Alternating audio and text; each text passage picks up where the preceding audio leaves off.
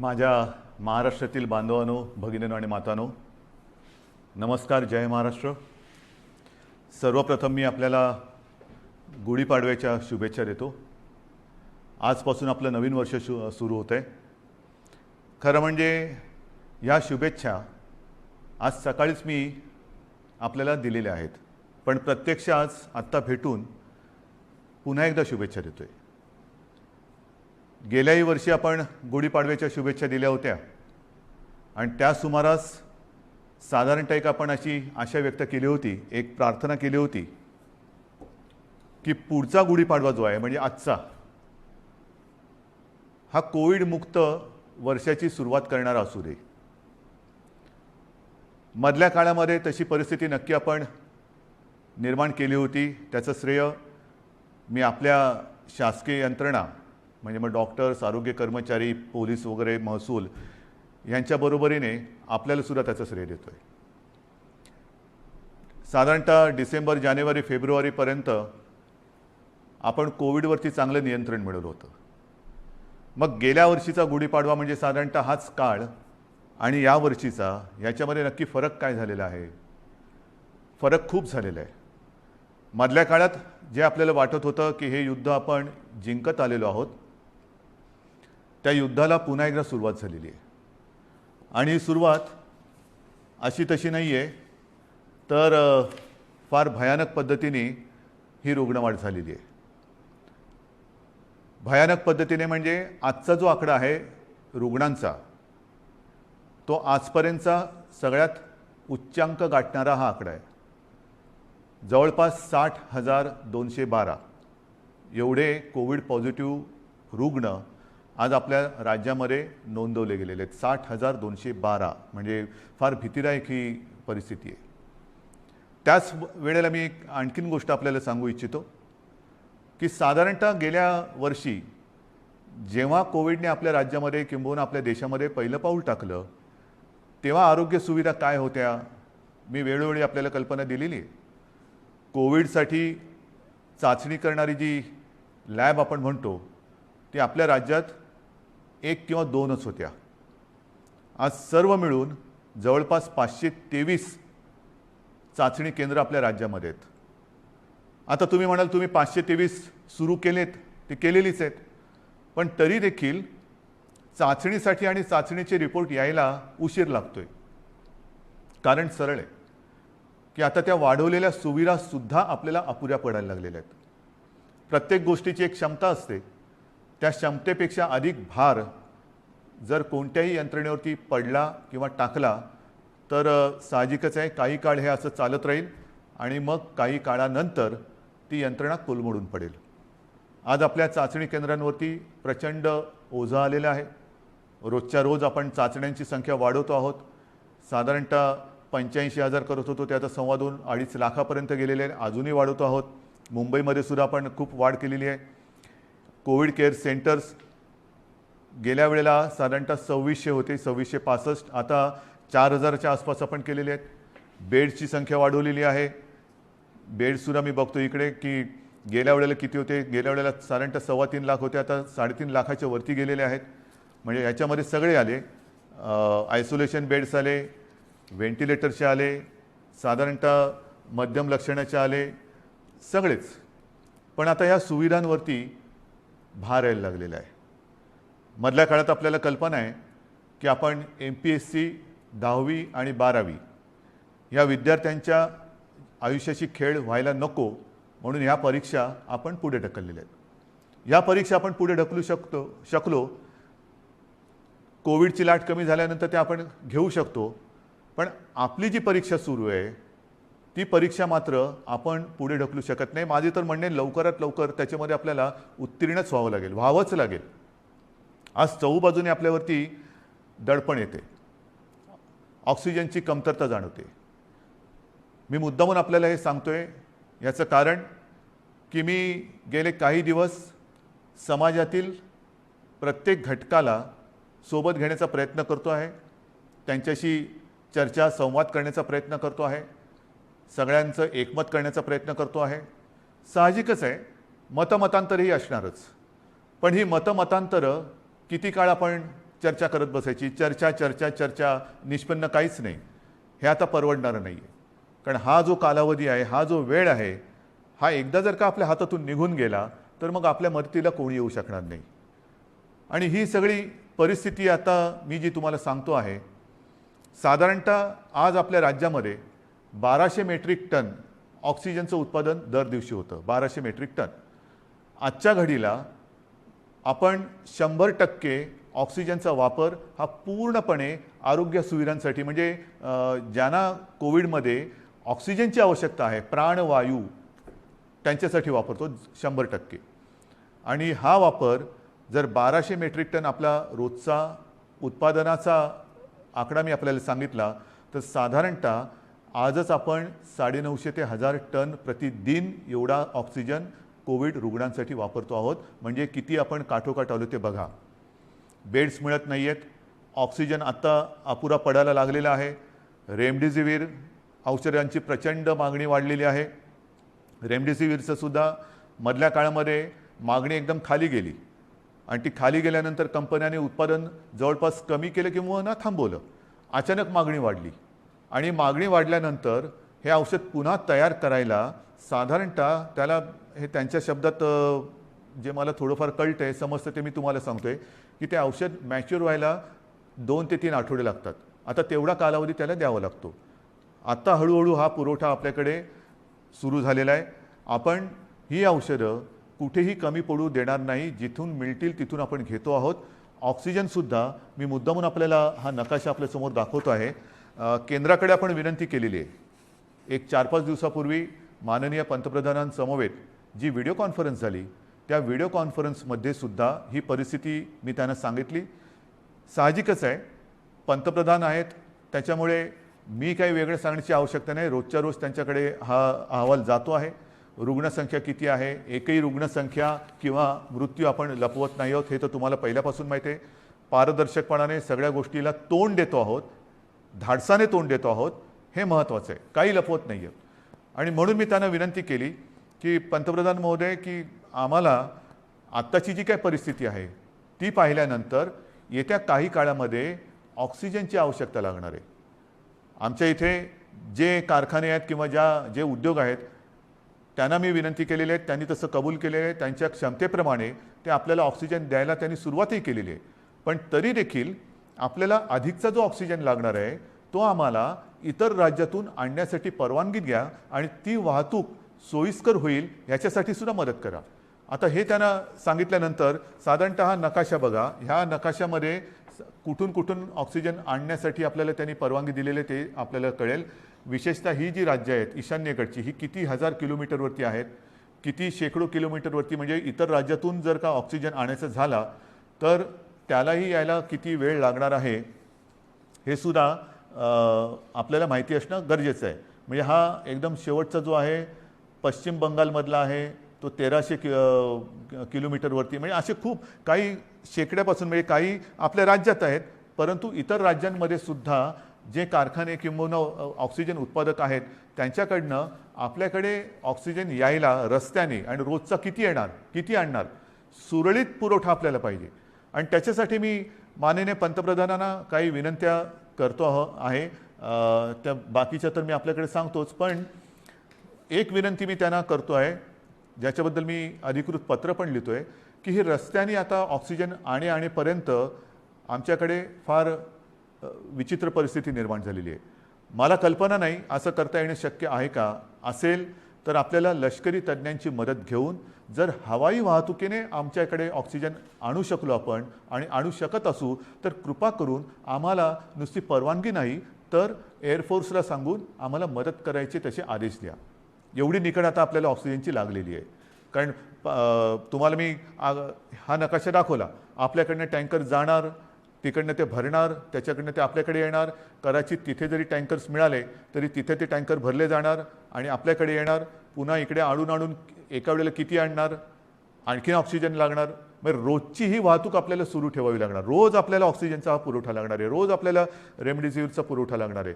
आणि ही सगळी परिस्थिती बघितल्यानंतर मग मात्र आपल्याला ही आपत्कालीन परिस्थिती आहेच ही धरून हवाई वाहतुकीने लष्कराच्या मदतीने सुद्धा जर करता येणं शक्य असेल तर कृपा करून तशी मदत आम्हाला करावी अशी विनंती मी आपल्या माध्यमातून सुद्धा म्हणजे आता या फेसबुक लाईव्हच्या माध्यमातून आणि मी स्वतः व्यक्तिगत फोनही करीन आणि पत्रसुद्धा लिहितोय. तर ही एक मागणी आहे. तसंच आणखीन एक दोन मागण्या ज्या मला काही वर्गाने केलेल्या आहेत त्यासुद्धा मी वाचूनच दाखवतो की साधारणतः मार्च महिन्यामध्ये GSTचा परतावा दाखल करण्याची मुदत असते. ती मुदत लघु आणि मध्यम उद्योजकांसाठी आणखीन 3 महिन्यांनी वाढवावी अशी मी विनंती माननीय पंतप्रधानांना करतोय की आता हे सगळे संकटातच आहोत आपण. हे संकट ही आपत्ती आहे. या आपत्तीमध्ये आपणच यांना सांभाळून घ्यायला पाहिजे. कारण इतर वेळेला अर्थचक्र चालवणारी हीच लोक आहेत. धंदे राहिले पाहिजेत, रोजीरोटी राहिली पाहिजे, नाहीतर मग जगायचं कशासाठी. तर त्यांना थोडासा एक आधार देण्यासाठी GSTचा जो एक परतावा आहे तो त्याला 3 महिन्यांनी तरी किमान मुदतवाढ द्यावी अशी मी माननीय पंतप्रधानांना विनंती करतो आहे. नंतर जसे आपण बघत असतो की भूकंप होतो, काही वेळेला अतिवृष्टी होते, पूर येतो, मग ती नैसर्गिक आपत्ती आपण जाहीर करतो. नैसर्गिक आपत्ती जाहीर केल्यानंतर मग त्याच्यामधले जे काही निकष असतात त्या निकषच्या अनुषंगाने आपण वैयक्तिक मदत ही करत असतो. तर ही सुद्धा एक नैसर्गिक आपत्ती आहे, तिथं आपण सगळ्यांनीच मानलेली आहे. पण ह्या नैसर्गिक आपत्तीमध्ये जसं इतर नैसर्गिक आपत्तीमध्ये जे निकष आपण लावतो आणि विशेषतः ज्यांची रोजीरोटी ही ह्याच्यामध्ये थोडीशी हल्लेली आहे म्हणा किंबहुना जाण्याची शक्यता निर्माण झालेली आहे, त्यांच्या रोजीरोटीवरती गदा किंबहुना संकटात सापडलेली आहे, अशा लोकांना व्यक्तिगत मदत आपण काय करू शकतो ती मदतसुद्धा द्यावी अशी मी माननीय पंतप्रधानांकडे विनंती करतो आहे. याचं कारण असं की ही आपत्ती ही फार विचित्र आहे. याच्यावरती अजूनही म्हटलं तर औषध सापडलेलं तर नाहीच आहे, पण लस ही सापडलेली आहे. माननीय पंतप्रधानांनी सांगितलं की 11 ते 14 तारखेपर्यंत टीका महोत्सव करा. आहे माझं तर म्हणणं केवळ 4च दिवस नाही, आमच्याकडे आम्ही लसीकरणाचा वेग हा मोठ्या प्रमाणात वाढवलेला आहे.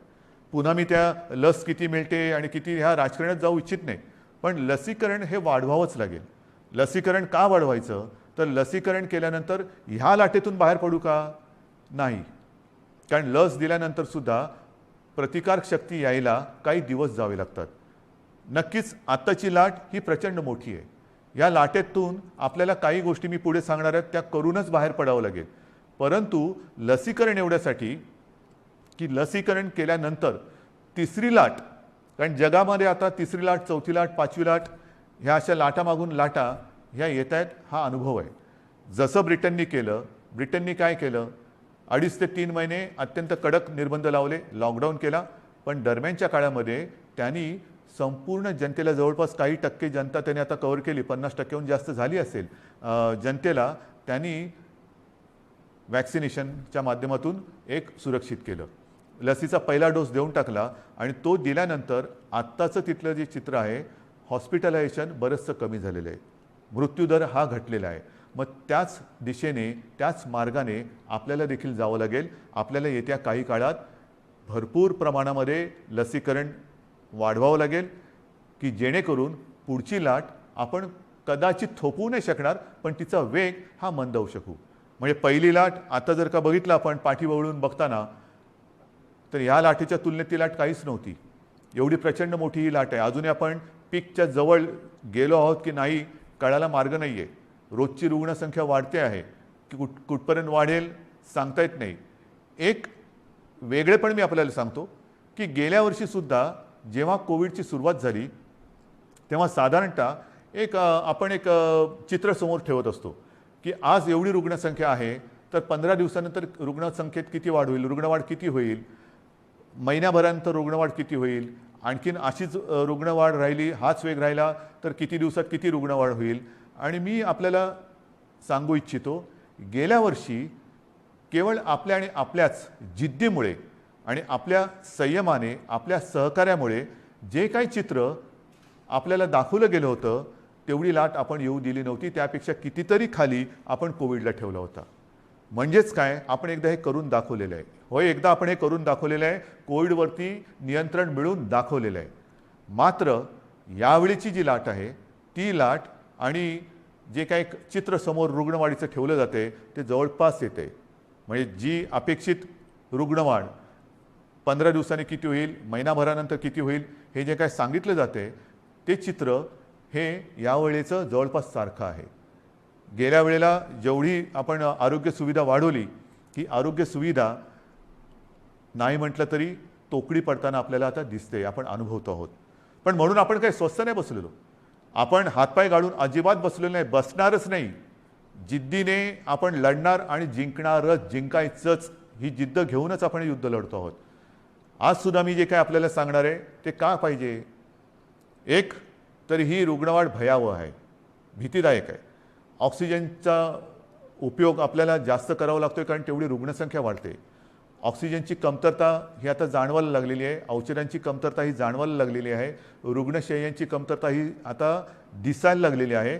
आपण येत्या काळामध्ये पुन्हा एकदा आरोग्य सुविधा आणखीन वाढवत आहोत.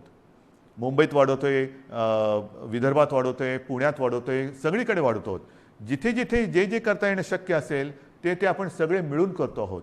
मग तिकडे ऑक्सिजनचे बेड्स वाढवायची आवश्यकता असेल तर ते वाढवतो आहोत, व्हेंटिलेटर्स वाढवण्याची आवश्यकता असेल तर ते वाढवतो आहोत, आयसोलेशन बेड्स वाढवण्याची आवश्यकता असेल ते वाढवतो आहोत, क्वारंटाईन वाढवण्याची आवश्यकता असेल ते वाढवतो आहोत. पण हे एकतर्फी झालं. एकतर्फी म्हणजे असं की त्याला अजून दोन गोष्टी आहेत. ही आरोग्य सुविधा वाढवल्यानंतर प्रत्यक्ष उपचार करण्यासाठी आपल्याला डॉक्टर्स लागणार. डॉक्टर्ससाठी सुद्धा आपले प्रयत्न चालू आहेत. आत्ता नवीन जे विद्यार्थी आपले उत्तीर्ण झालेले आहेत त्यांना आपण आवाहन करतो आहोत की तुम्ही पण या, त्यांचीसुद्धा आपण आरोग्याची काळजी घेणार आहोत, त्यांनासुद्धा आपल्यासाठी आपल्यासोबत घेणार आहोत.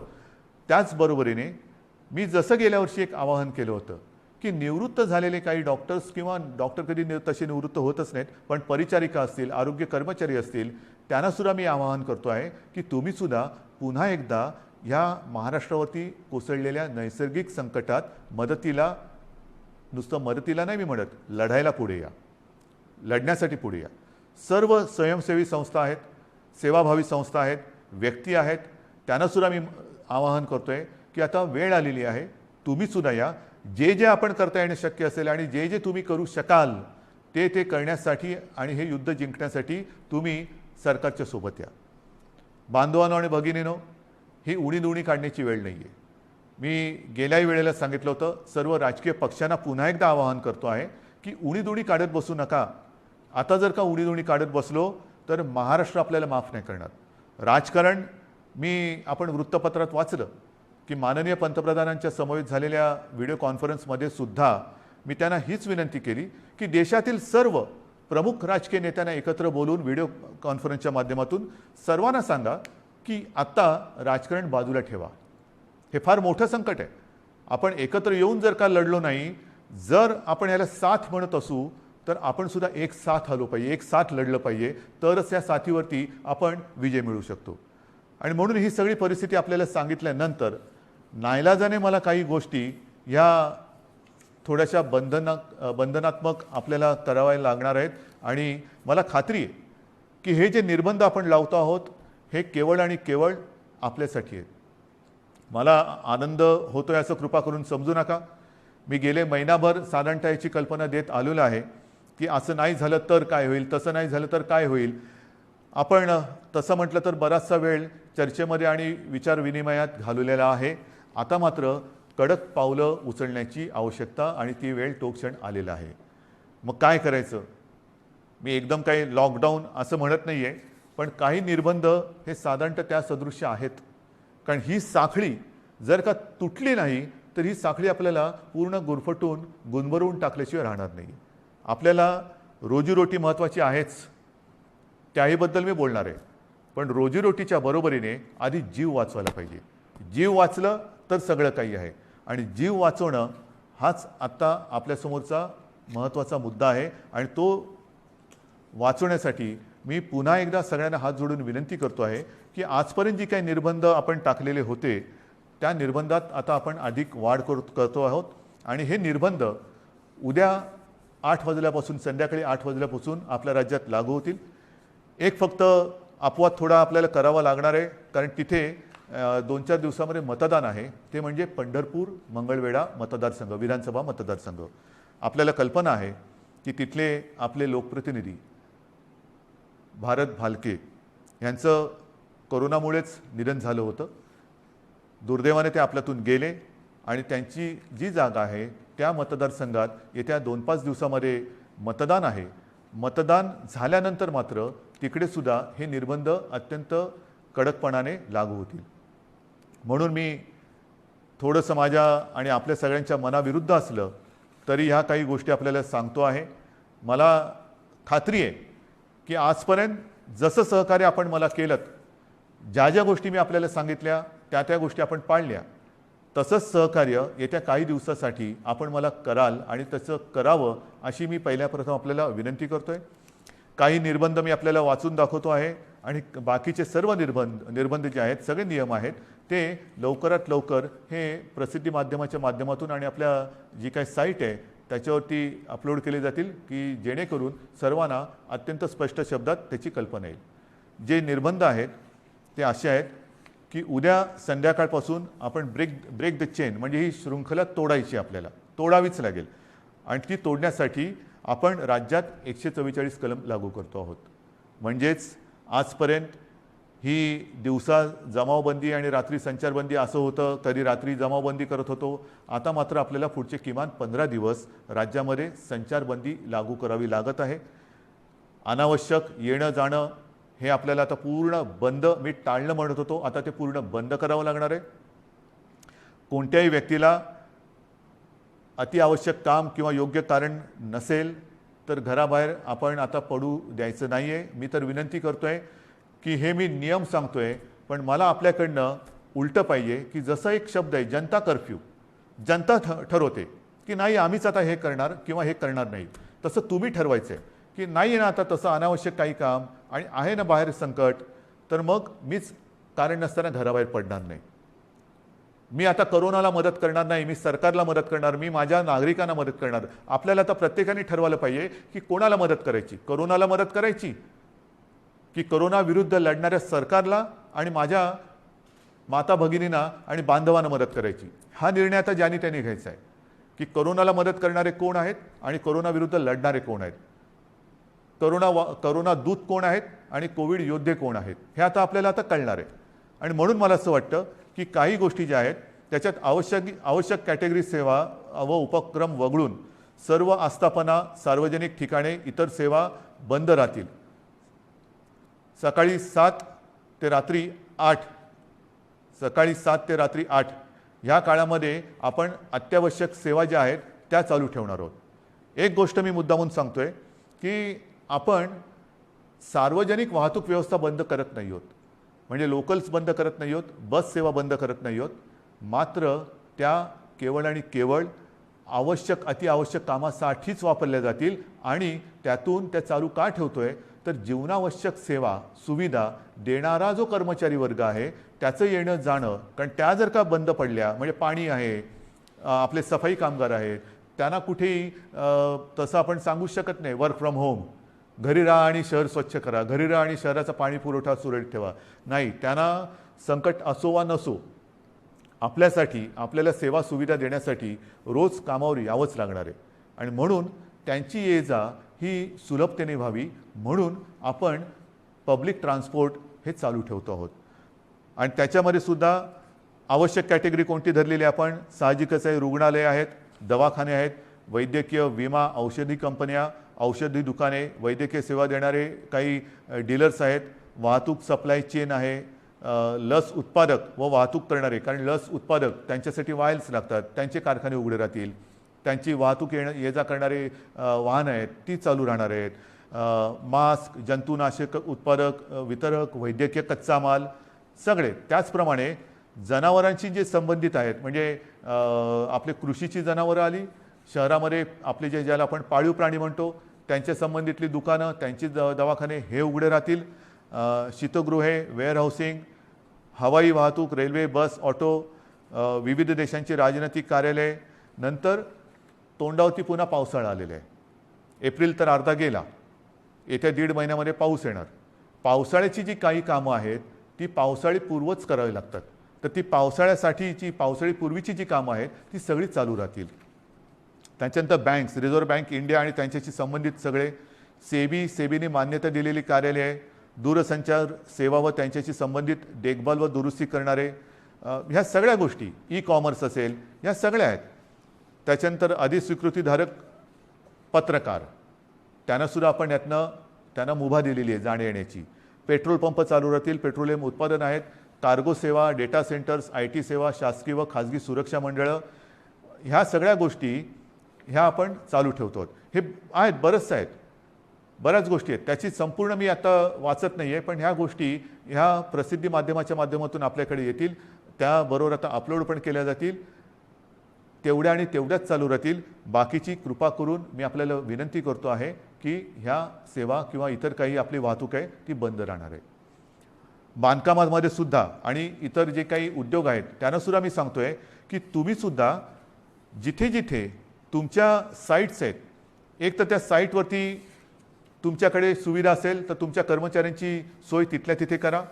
त्यांना उगाचच तिथून त्यांच्या घरी, त्यांच्या घरातून तिथे, म्हणजे कोविडची ये जा जशी व्हावी तशी त्यांची ये जा होऊ देऊ नका. त्यांच्या माध्यमातून कुठे कोविड पसरू देऊ नका. त्यांच्या आरोग्याची खबरदारी घ्या. जर का करायची तुमच्या कॅम्पसमध्ये सुविधा नसेल, पण काही उद्योग असे आहेत की त्यांनी त्यांच्या कर्मचाऱ्यांची एक वसाहतच वसवलेली आहे, ठीक आहे, तो कारखान्यात येईल, तिथून त्याच्या वसाहतीत जाईल, तिथून पुन्हा इकडे. एवढ्यापुरतं वाहतुकीची व्यवस्था तुम्ही करू शकत असाल तर तुमचा उद्योग चालू ठेवायला काही हरकत नाही आहे. आपल्याला अनावश्यक सगळ्या गोष्टी, सगळी ये जा ही थांबवायची आहे. म्हणून कृपा करून अनावश्यक गोष्टी ज्या आहेत त्या टाळायला पाहिजे. आता हॉटेल्स, रेस्टॉरंट यांना सुद्धा आपण त्यांच्यावरती पूर्वीप्रमाणेच निर्बंध असतील आणि टेक अवे व होम डिलिव्हरी एवढंच करता येईल. कर्मचाऱ्यांना लसीकरण आता हे बंधनकारक आहे.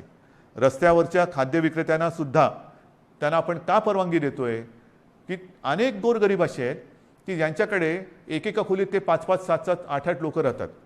एका खोलीत एवढे लोक राहतात, त्यांच्याकडे स्वयंपाकघराची सोय नाही, मग बाहेर त्यांना खावं लागतं. आणि मग ते खाणार कुठे?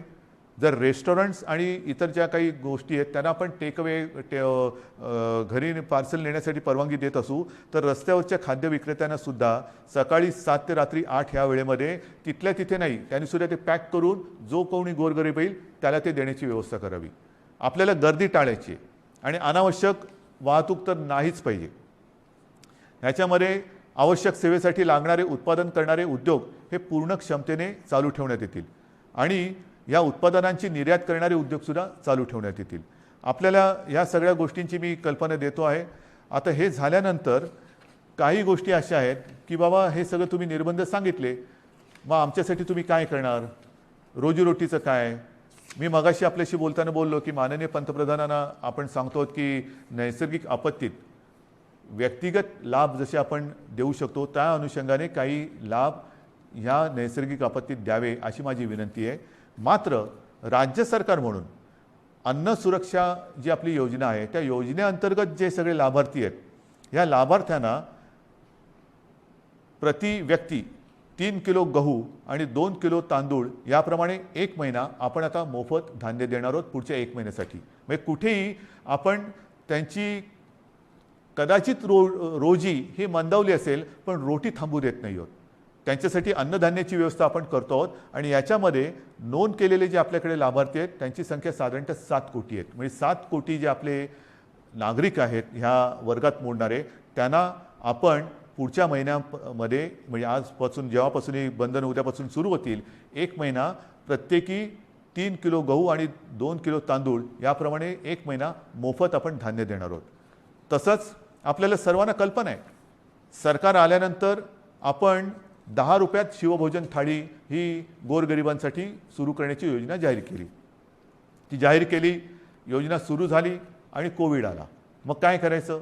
तर ही योजना कोविड आल्यानंतर आपण 10 रुपयाची जी एक शिवभोजन थाळी होती ती 5 रुपयावरती आणली आणि साधारणतः मी तोही आकडा सांगितलेला आहे. आतापर्यंत काही कोटी लोकांनी ह्या थाळीचा लाभ घेतलेला आहे. आता आपण ही शिवभोजन योजना जी आहे ही जी थाळी आहे ती 10 रुपयाची थाळी आपण 5 रुपयात केली होती. आता पुढचा 1 महिना शिवभोजन आपण मोफत देणार आहोत. 2 लाख थाळ्या जवळपास आपण रोज देतो. ह्या 2 लाख थाळ्या म्हणजे हे शिवभोजन आपण हे मोफत देणार आहोत गोरगरिबांसाठी. म्हणजे सांगतात ना की तुम्ही लॉकडाऊन करताय पण रोजीरोटीचं काय, तर रोजी थोडीशी मंदावणार आहे. मी पुन्हा एकदा सांगतो, मला कल्पना आहे, पण रोटी कुठे आपण थांबू देत नाही. ही संपूर्ण व्यवस्था, हा सगळा जो काय मी भार नाही म्हणत, हे कर्तव्य जे आहे ते कर्तव्य आपलं सरकार हे समर्थपणाने सांभाळणारच. भार हा पडणार सरकारवरती, जसा तुमच्यावरती पडतोय तसा सरकारवरती पडतोय, पण सरकार हा आपल्या सगळ्यांच्या आशीर्वादाने भार सोसणार आणि सोसायला ते समर्थ आहे. त्याचप्रमाणे आणखीन काही योजना आहेत. मी आता हे वाचतो. संजय गांधी निराधार योजना, श्रावणबाळ आणि केंद्र पुरस्कृत इंदिरा गांधी राष्ट्रीय वृद्धापकाळ निवृत्ती वेतन योजना, इंदिरा गांधी राष्ट्रीय विधवा निवृत्ती वेतन, इंदिरा गांधी राष्ट्रीय दिव्यांग निवृत्ती वेतन योजना, या 5 योजनेतील लाभार्थ्यांना 2 महिन्यांकरता प्रत्येकी 1000 रुपये आर्थिक सहाय्य आपण आगाऊ देतो आहोत. म्हणजे आधी देतो आहोत, नंतर नाही, आत्ता आधी देतो आहोत.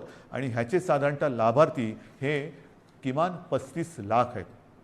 म्हणजे वरती मी जसं सांगितलं तुम्हाला की दारिद्र्य रेषेखालील कुटुंब आहेत, काही निराधार महिला आहेत, वयोवृद्ध आहेत, दिव्यांग आहेत, असंघटित क्षेत्रातील नागरिक आहेत, कामगार आहेत, रिक्षाचालक आहेत, आदिवासी समाज, यांच्यासाठी आपण 3 किलो गहू आणि 2 किलो तांदूळ ही योजना जाहीर केली. शिवभोजन आपण पुढचा महिनाभर मोफत देतो आहे. त्याच्यानंतर आता ह्या योजना त्याच्यात जो 1000 रुपयांचा जो देणं असतं आपण ते आगाऊ देतो आहोत आणि त्याच्यात 35 लाख लोक आपण त्यांना एक नाही म्हटलं तरी आधार देतो आहोत. नंतर महाराष्ट्र इमारत व इमारत कामगार कल्याणकारी जे मंडळ आहे त्या मंडळामध्ये राज्यातील नोंदणीकृत बांधकाम कामगार जे आहेत त्यांना 1500 रुपये, हे 1500 रुपये आपण अर्थसहाय्य देतोय प्रत्येकी. म्हणजे त्याच्यामध्ये साधारणतः 12 लाख पुन्हा लाभार्थी आहेत जे आपल्याकडे नोंदणीकृत आहेत. हे 1500 रुपये आपण त्या बांधकाम वर्गातील कामगारांना देतो आहे. घरेलू कामगार, आता हा एक वेगळा आपण हे करतोय. घरेलू कामगार जे नोंदणीकृत घरेलू कामगार आहेत त्यांच्यासाठी सुद्धा आपण एक निधी देतो आहोत. म्हणजे हा सुद्धा एक मोठा वर्ग आहे तसा, जो नोंदणीकृत आहे त्यांना आपण हा निधी देतो आहोत. त्याच्यानंतर आता पुन्हा तळहातावरती पोट हे ज्यांचं आहे तोच हा वर्ग आहे. त्याच्यामध्ये आणखीन थोडा वर्ग बाकी आहे, तो म्हणजे अधिकृत फेरीवाले. अधिकृत फेरीवाले आहेत. या फेरीवाल्यांसुद्धा आपण एका वेळचे 1500 रुपये प्रत्येकी देतो आहोत. फेरीवाल्यांसाठी जे अधिकृत नोंदणीकृत आहेत फेरीवाले त्यांना देतो आहोत. आणि हे जे देणं आहे हे या फेरीवाल्यांची स्वनिधी योजनेत बँकांकडे नोंदणी असल्यामुळे बँकांमार्फत हे त्यांच्या बँकेत हा जो काही निधी आहे तो त्यांना हस्तांतरण दिलं. ह्याच्यामध्ये जवळपास 5 लाख लाभार्थी आहेत. तसंच आपले रिक्षाचालक आहेत, कारण सगळंच बंद केल्यानंतर रिक्षाचालकांनी काय करायचं, तर ह्याच्यामध्ये सुद्धा जे परवानाधारक रिक्षाचालक आहेत त्या रिक्षाचालकांना सुद्धा एका वेळेचं आपण 1500 रुपये हे देतो आहोत. आता याच्यामध्ये सुद्धा साधारणतः 12 लाख लाभार्थी आहेत. म्हणजे तुम्ही बघत जा, 7 कोटी, 35 लाख, 12 लाख, 5 लाख, 15 लाख, आपण जे जे करता येणं शक्य असेल ते करतो आहोत. माझ्या आदिवासी समाजासाठी सुद्धा खावटी योजनेचा लाभ घेत असलेल्या आदिवासी कुटुंबांना प्रति कुटुंब आपण एका वेळेचं 2000 रुपये हे आर्थिक सहाय्य देतो आहे. ह्याच्यामध्ये सुद्धा आता लाभार्थी 12 लाख आहेत. म्हणजे आपण जेवढं करता येणं शक्य असेल तेवढं करतो आहोत. हे आत्ताच्या घडीला हे आपण जे पटकन करता येणं शक्य आहे ते करतो आहोत. त्याच्यानंतर आता ह्या टाळेबंदी हा शब्द वापरायचा न वापरायचा, पण ही जे काही निर्बंध आहेत त्या काळामध्ये आपल्याला कोविडवरची उपाययोजना जी आहे त्याच्यामध्ये इतर काही सुविधा वाढवायच्या आहेत. त्याच्यानंतर औषधं खरेदी आली, व्हेंटिलेटर्स खरेदी करणं आलं, सुविधा आली, सुविधांची उभारणी आली, त्याच्यासाठी काही पैसे लागतात. तर त्याच्यासाठी आपल्या जिल्हाधिकारी त्यांना काही पैसे आपल्याला त्यांच्याकडे देऊन ठेवावे लागतात की तुम्हाला आवश्यकतेनुसार, कारण पटकन आता रुग्ण आला आणि काही गरज लागली तर विचारत बसायचं नाही, जे जे करता येणं आवश्यक आहे ते तिकडे करायचं. आणि त्यांच्यासाठी सुद्धा आपण साधारणतः 3300 कोटी फक्त आणि फक्त कोविडसाठी म्हणून बाजूला काढून ठेवतो. म्हणजेच काय की आपण हा सगळा जर का एक आढावा घेतला तर ढोबळमानाने हे सगळं आपण करण्यासाठी जवळपास 5400 कोटी रुपये आपण हे विविध ज्याला आधार देतो म्हणतो, तुम्ही नुसती मदत नाही पण एक आधार देण्यासाठी आणि कोविड वाढू नये वाढलाच तर औषधोपचारासाठी सुविधांसाठी म्हणून आपण एवढा एक निधी बाजूला काढून ठेवतो आहे. आणि म्हणून मला असं वाटतं बांधवांनो आणि भगिनींनो, मी सगळी परिस्थिती आहे ही आपल्यासमोर ठेवलेली आहे. ऑक्सिजनची सुद्धा परिस्थिती आपल्याला सांगितलेली आहे, बिकट आहे. पुन्हा एकदा सांगतो, साधारणतः आपल्या राज्याची क्षमता ही 1200 मेट्रिक टन प्रतिदिनी उत्पादनाची आहे. आज जवळपास 950 मेट्रिक टनपर्यंतचा वापर ऑक्सिजनचा फक्त आणि फक्त कोविडग्रस्त रुग्णांना, ज्यांना ऑक्सिजनची आवश्यकता आहे, ज्यांचा श्वास घ्यायला त्यांना त्रास होतो आहे, ही कल्पनासुद्धा करणं अशक्य आहे, अवघड आहे की श्वास रोखला जातो म्हणजे काय होतं आहे, घुसमटणं म्हणजे काय आहे. त्यांचा श्वास मोकळा होण्यासाठी, त्यांचा श्वासोच्छ्वास परत नैसर्गिक होण्यासाठी म्हणून हा आपण ऑक्सिजन वापरतो आहोत. पण ह्याच संख्येने जर रुग्णवाढ होत राहिली तर हाताशी राहिलेला ऑक्सिजन हा येत्या काही दिवसात संपल्याशिवाय राहणार नाही. आजसुद्धा रोजची आपली रेमडेसिवीरची जी गरज आहे, किती वापर होतो आहे, सगळीकडनं मागणी होते, रेमडेसिवीर पाहिजे, रेमडेसिवीर पाहिजे. आपल्याला कल्पना आहे आपल्या राज्यात आजच्या दिवशी साधारणतः किती रेमडेसिवीर इंजेक्शन वापरले जातात? साधारणतः 40 ते 50 हजार, म्हणजे 40 ते 50 हजार सरासरी रोजची आजची आपली रेमडेसिवीर इंजेक्शनची ही मागणी आहे, गरज आहे. आता तुम्ही विचार करा, आजच्या घडीला रेमडेसिवीर थोडंसं कमी पडतंय, त्याची आपण हे करतोय, सोय केलेली आहे, येत्या काही दिवसात ते नियमित होईल. पण जर काही रुग्णसंख्या, रुग्णवाढ अशीच राहिली, याच पटीत वाढत राहिली तर येत्या काही दिवसामध्ये रेमडेसिवीरची आवश्यकता ही दुप्पट होणार आहे. म्हणजे जिकडे 50 हजार असेल तिकडे 1 लाख होणार आहे. 1 लाख म्हणजे अजून एवढीच रेमडेसिवीरची आवश्यकता आपल्याला आहे. हे सगळं मी अत्यंत प्रामाणिकपणाने आपल्यासमोर ठेवलेलं आहे. त्याच्यामध्ये कुठेही लपवाछपवी नाही, कुठेही अपारदर्शकता नाही. ही बंधनं केवळ आणि केवळ एक नाईलाज म्हणून आपल्याला आता ही स्वीकारावी लागत आहेत. याचं कारण की जगभराचा जो अनुभव आहे, आरोग्य सुविधा वाढवणं, लसीकरण वाढवणं, मात्र त्याच वेळेला ते वाढवण्यासाठी थोडीशी एक मध्ये आपल्याला संधी लागते. ती संधी आणि ही साखळी तोडण्यासाठी आपल्याला हे निर्बंध स्वीकारावे लागत आहेत. हे पूर्ण जगाने आता स्वीकारलेलं सत्य आहे. आणि म्हणून माझी आपल्याला हात जोडून विनंती आहे की ही बंधनं ही एकतर्फी टाकलेली नाही आहेत. ही बंधनं टाकण्यामागे जो उद्देश आहे तो केवळ आणि केवळ प्राण वाचवणे हाच एक उद्देश आहे. आनंददायी ही परिस्थिती नाही आहे, घाबरण्यासारखं सुद्धा तसं नाही आहे, कारण आपण समर्थपणाने ह्याचा मुकाबला करतो आहोत. आजपर्यंत जे सहकार्य आपण मला केलं, जसं मला आपल्या कुटुंबातील एक आपण मानता, त्याच तळमळीने आणि त्याच प्रेमाने आणि त्याच आपुलकीने माझ्यावरती मी पुन्हा सांगतो, टीका करणारे किती करत असले तरी त्या टीकेची पर्वा न करता आपल्याशी जी माझी बांधिलकी आहे त्या बांधिलकीला स्मरून आणि तिला जागून मी केवळ आणि केवळ माझ्या राज्याच्या, माझ्या माता भगिनींच्या, माझ्या बांधवांच्या हितासाठी ही निर्बंध आपल्यावरती थोडीशी लादत आहे. कृपा करा, न चिडता, न रागावता, समजून घेऊन सहकार्य करा आणि ही लढाई जिंकायला नुसती मदत नाही तर मी पुन्हा एकदा सांगतो की आपण सगळे सैनिक म्हणून सोबत या आणि ही लढाई जिंकायचीच या जिद्दीने पुन्हा एकदा कंबर कसून कोविड भगाव ह्या पद्धतीने आपल्याला आता हे करावं लागेल.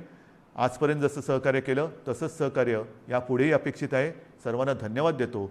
जय हिंद, जय महाराष्ट्र.